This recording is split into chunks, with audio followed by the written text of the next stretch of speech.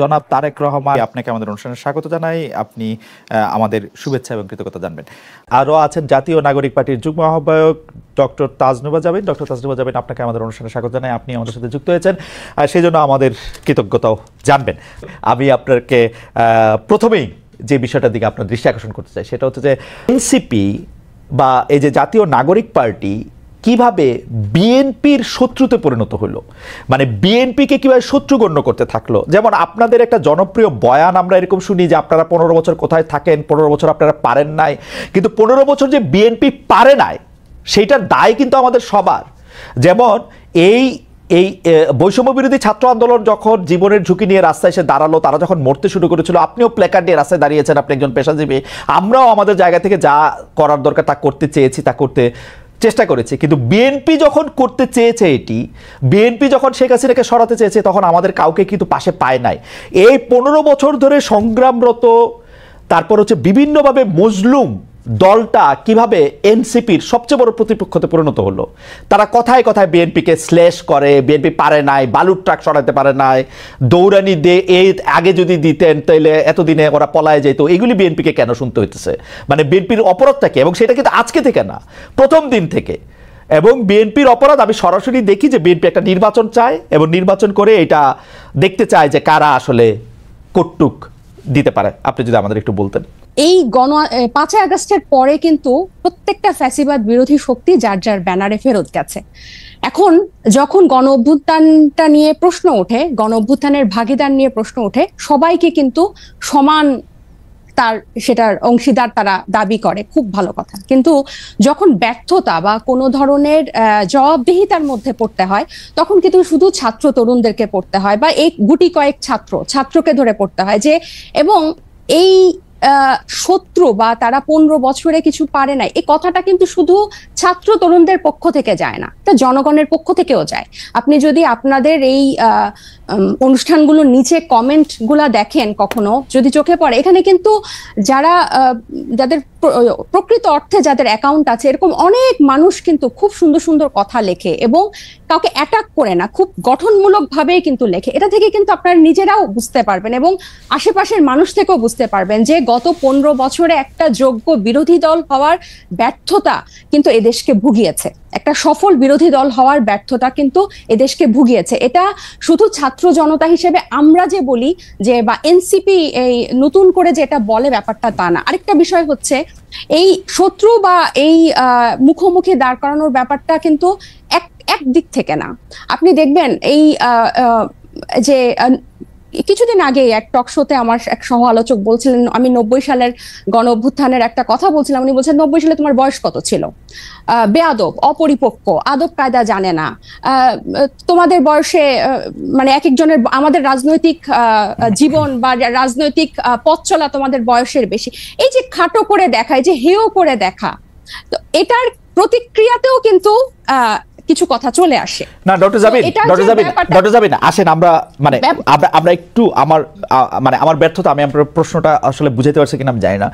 আমার কাছে যেটা মনে হয়েছে যে বিএনপি গত 13 বছর ধরে, স্পেসিফিকলি বললে যে 2012 সালের পর থেকেই বিএনপি এই একটা সরকারের কাছে একটা দাবি জানায় আসতেছে, দরকার হলে সরকারকে বলতেছে ক্ষমতা চাইতে একটা সুষ্ঠু নির্বাচনের কথা বলতে। এবং এইটার মধ্যে কিন্তু বিএনপি কোনোদিন কোনো আড়াল নিতে পারে নাই। বিএনপি কিন্তু কোনো ছাত্রলীগের মধ্যে গিয়ে বলতে পারে না যে বঙ্গবন্ধু মহান নেতা, আমরা সবাই বঙ্গবন্ধুকে ভালোবাসি, এই কথা বলে কিন্তু বিএনপি রাজনীতি করতে পারে নাই। বিএনপিকে রাজনীতিটা করতে হয়েছে বিএনপির কথা বলেই, শেখ হাসিনার এগেনস্টে কথা বলেই বিএনপি রাজনীতি করতে হয়েছে। তার জন্য মামলা, মোকদ্দমা, জেল, জুলুম যত কিছু করছে, চা খাচ্ছে। বৈষম্য বিরোধী ছাত্র আন্দোলনের নেতারা কিন্তু শেখ হাসিনার বিরুদ্ধে ফেসিবাদী আন্দোলনে গেছে হচ্ছে অনেক পরে, অনেক জায়গার পরে। সেই সময় তাদেরকে আমরা মুক্তিযুদ্ধের স্লোগান দিতে দেখছি, তাদেরকে আমরা বঙ্গবন্ধুর ভাষণ দিতে দেখছি, এবং আমরা দেখছি যে তারা নানাভাবে নানা ধরনের আড়াল নিচ্ছেন। বিএনপি কিন্তু এই সুযোগটা পায় না। আমার প্রশ্নটা হচ্ছে, যেই বিএনপি এত ত্যাগ করলো এবং তারা কিন্তু সরকারে গিয়া 3 জন মন্ত্রী হয় নাই, 3 জন মন্ত্রী এই বৈষম্য বিরোধী ছাত্ররাই হয়েছে। তারা কিন্তু কোনো কিছু দখল করে নাই, তাদের একটাই চাওয়া ছিল ইলেকশনে যাওয়া। এবং ইলেকশন যাওয়ার পর থেকে বিএনপিকে কি শুনতে হয়েছে আপনাদের কাছ থেকে আপনি দেখেন। আমি ছোট করে একটু বলি, আমার মাফ করবেন, আপনাদের কাছে শুনতে হয়েছে বিএনপি নাকি আওয়ামী লীগকে পুনর্বাসন করতেছে। বিএনপি নাকি আওয়ামী লীগকে নিয়ে আসতেছে। আওয়ামী লীগ দিয়া বিএনপির নেতারা যেভাবে ক্ষতিগ্রস্ত হয়েছে তার 100 ভাগের 1 ভাগ বাংলাদেশে কেউ হয় নাই। এরপরও বিএনপি কেমনে শত্রু হইল এনসিপির, এইটার কারণটা কি? মানে বিএনপিকে ক্ষমতা থেকে ঠেকানোটা কেন এত জরুরি হয়ে পড়লো? এখানে শত্রুতার প্রশ্ন না খালেদ ভাই। এই যে কেন শুধু সুষ্ঠু নির্বাচনই চেয়েছিল, নির্বাচন কেন্দ্রিক রাজনীতি তারা করেছে।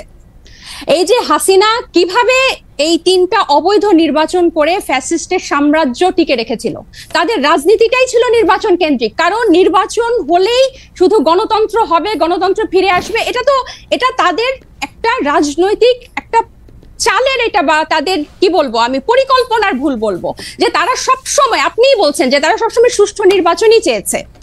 কেন তারা হাসিনার এই যে তার যে সাম্রাজ্য, 3টা বিভাগ, এই যে সবকিছু তার একক কর্তৃত্বে, একক হাতে, প্রত্যেকটা রাষ্ট্রীয় প্রতিষ্ঠানের একটা ইট পাতা যে হাসিনার কথা ছাড়া বা স্বৈরশাসকের কথা ছাড়া চলতো না, বা মানুষকে সম্পৃক্ত করার যে রাজনীতি, এটা তো বিএনপি করতে ব্যর্থ হয়েছে। এবং জনগণের কথা না বলে, জনগণ এই যে এখনো তারা যে 31 দফা বলে বলে যেসব গণভোট অসম্ভব বলছে, যেসবে আমরা জনগণকে সম্পৃক্ত করতে চাচ্ছি, বিএনপি আবার সেসব জায়গায় জনগণকে দূরে ঠেলে দিয়ে আবার নির্বাচনের কথা বলছে। এখানে কিন্তু আপনি দেখেন তারা কিন্তু আবার জনগণকে নিজেদের থেকে দূরে সরাচ্ছে। জনগণ কিন্তু তাদেরকে চাচ্ছে, এবং তারা একটা প্রতিষ্ঠিত রাজনৈতিক দল, তারা নির্যাতিত রাজনৈতিক দল। আপনি নিজেই বলছেন যে তারা সব সময় সুষ্ঠু নির্বাচন চেয়েছে। একটা দেশের গণতন্ত্র কি শুধু সুষ্ঠু নির্বাচনের, একমাত্র শুধু সুষ্ঠু নির্বাচনের মধ্যে এই নির্বাচন ব্যবস্থাটা কিরকম, এই নির্বাচনটা দাঁড়িয়ে আছে কিসের উপর? এই যে এই নির্বাচন কমিশনার গুলা, বিচারক এবং প্রত্যেকটা রাষ্ট্রীয় প্রতিষ্ঠান, তাদের মন্ত্রিসভাগুলা কিসের উপর দাঁড়িয়েছে? আইন শৃঙ্খলা বাহিনী, পুলিশ, র্যাব, প্রত্যেকটা গোয়েন্দা বাহিনী কিসের উপর দাঁড়িয়ে আছে? এগুলোর সংস্কারের কথা, এগুলোর বিরুদ্ধে কথা, প্রত্যেকটা সবসময় তাদের একটা উপর দিয়ে কথা, যে চেষ্টা করা হবে, পরিবর্তন করা হবে, কিন্তু স্পেসিফিক্যালি উপায়টা কি, পথটা কি, তারা জনগণের কাছে সেটা পরিষ্কার করে না। যেটা ছাত্র জনতা বা এখন পরবর্তীতে হয়েছে, হয় আন্দোলনটা কোটা বিরোধী আন্দোলন দিয়ে শুরু হয়েছিল, এবং সব সময় কিন্তু এটাই তো বাংলাদেশের ইতিহাসে প্রথম না, একটা দিয়েই শুরু হয়েছিল। কিন্তু এই পুঞ্জীভূত যে স্বৈরশাসকের 15 বছরের যে পুঞ্জীভূত ক্ষোভ, সেটা কিন্তু প্রকাশিত হয়েছে একটা সিস্টেম, একটা ধাপ পেরিয়েই কিন্তু সেদিকে গিয়েছে। এবং আমি বিএনপিকে আমি একটু বলি, এবং বিএনপিকে যে এই শত্রু মনে করা না, আমরা কিন্তু চাচ্ছি বিএনপিকে জাতীয় ঐক্যমত্য নিয়ে আমরা একসাথে সবাই মিলে আমরা ঐক্যমতে পৌঁছাই সংস্কারের বিষয়ে, যে মৌলিক কিছু সংস্কার হোক, তারপর নির্বাচন যে 2টা টাইম লাইনে আছে তার মধ্যেই হবে, এবং প্রত্যেকটা দল, নিবন্ধিত দল সেখানে অংশগ্রহণ করবে। এবং বিএনপির কেন্দ্রীয় নেতৃত্বের নিয়ন্ত্রণ স্থানীয় পর্যায়ে নেই। আমরা প্রশ্নটি এমন ভাবে করতে চাই